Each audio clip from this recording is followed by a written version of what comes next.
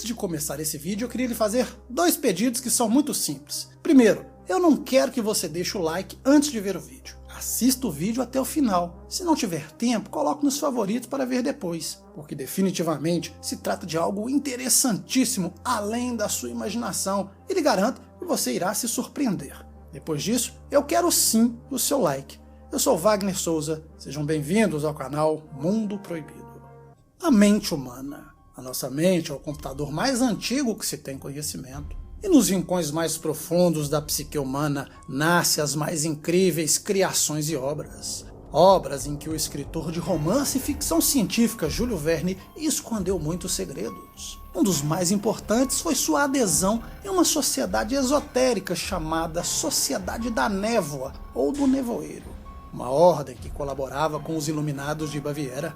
Ordem que transmitiu conhecimentos a Júlio Verne, lhe permitindo colocar mensagens secretas em suas criações.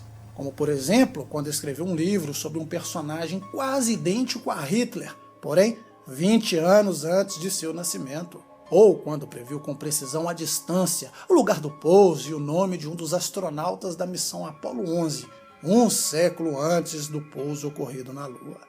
Quais mistérios guardava Júlio Verne? Por que existem símbolos esotéricos em seu túmulo? Seria ele um profeta? Qual a razão de tentarem matá-lo? Como pôde prever tantas coisas 100 anos antes de acontecer?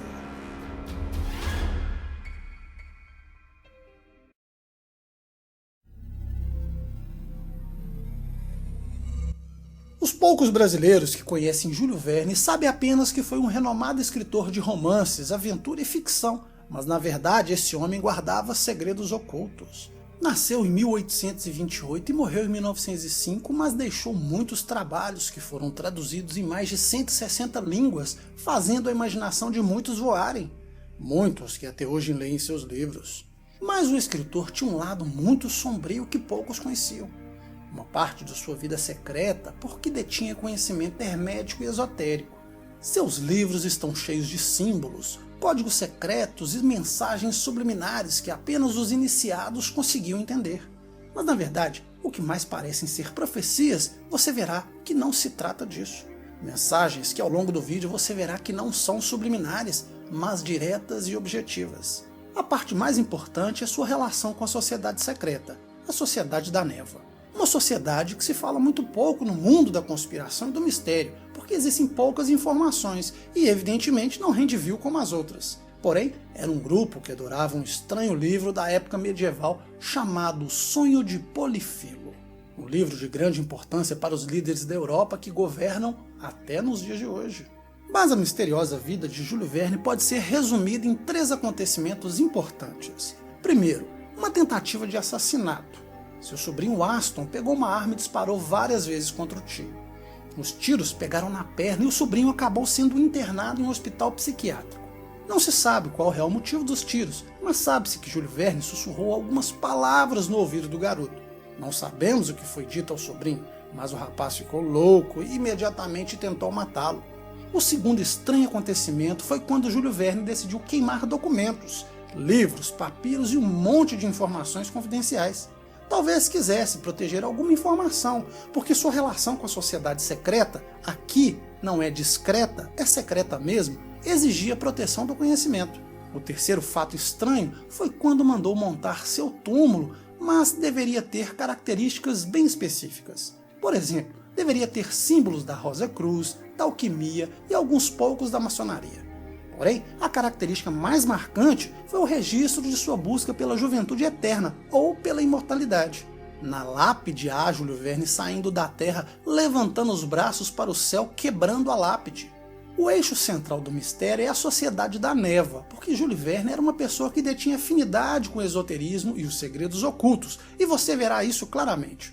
Como eu disse, embora haja pouca informação sobre essa sociedade, elas estão relacionadas aos Iluminados de Baviera, que alguns passaram a chamar de Illuminati. Bem, a Sociedade da Névoa, ou do Nevoeiro, nasceu no século XVI por um homem chamado Sebastian Grey. O lema desse homem era o seguinte: eu fiz levantar no céu uma luz indefectível e cobri toda a terra como que de uma nuvem. Ou armei minha tenda nas alturas, e o meu trono ficava sobre uma coluna de nuvens. Isso dava a entender que a ordem era regida pelo poder de Deus e seus escolhidos deveriam governar os não escolhidos. A princípio, a sociedade absorveu ideias da franco-maçonaria, mas com o tempo se vinculou aos Iluminados de Baviera, fundada em 1776 e conhecida por muitos nomes. Aparece como perfectibilistas, Ordem das Abelhas e tantos outros, porque queriam absorver e coletar o néctar da sabedoria para seus iniciados. Mais tarde, chamaram tudo isso de Illuminati, já que as duas ordens trocaram favores e recrutaram membros. A lenda ou o mito diz que essas ordens se fundiram.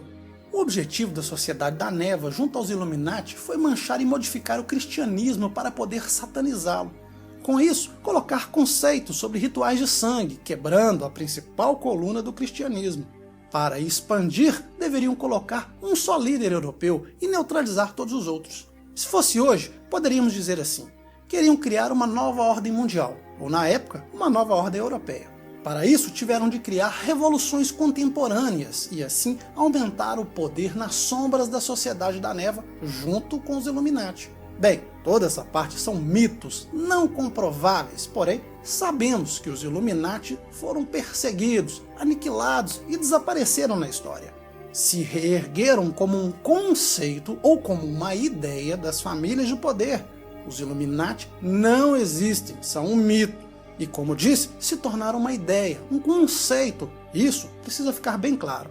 Então, qualquer grupo de pessoas que opere nas sombras ou conspire adquire esse, vamos chamar de apelido, Illuminati, por causa da ideia. Bem, dizem que a Sociedade da Névoa também tinha contatos com a Ordem do Priorato de Sião para poder levar essas ideias.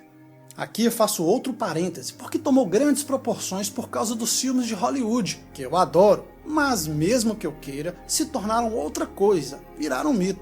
Bem, seguindo a história, essa sociedade estava acima de outras ordens que controlavam o mundo. Um dos membros da sociedade era Alejandro Dumas. Foi ele que encontrou Júlio Verne e lhe disse que deveria entrar na ordem. Disse o seguinte: eu te ajudarei e te iniciarei nos saberes ocultos. A partir daí, Júlio Verne obteve muitos conhecimentos e passou a incluir códigos em suas obras. Conhecimentos que provinham do chamado Sonho de Polifilo, um livro esotérico medieval de conceitos estranhos.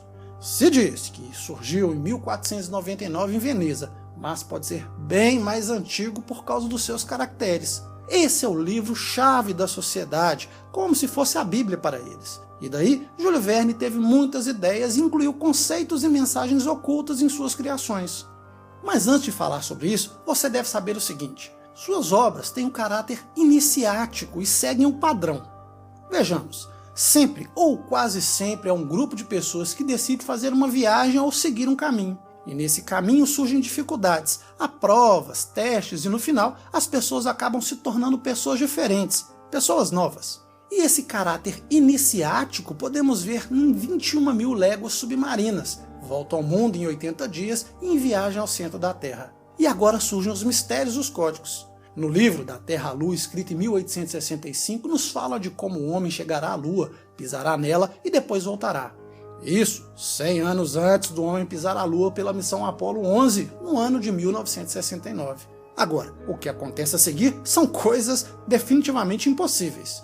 Vejamos, na obra de ficção Da Terra à Lua ele menciona o seguinte: os Estados Unidos será a primeira superpotência que pisará na Lua, que se cumpriu 100 anos depois disso. E vai lembrar que escreveu em uma época em que os Estados Unidos não era superpotência.